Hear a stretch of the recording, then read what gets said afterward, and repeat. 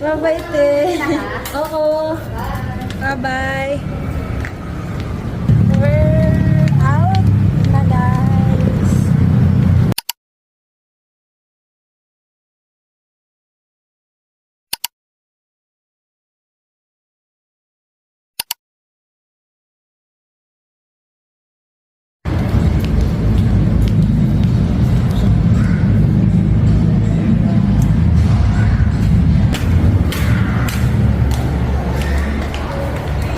Balik na sa nila.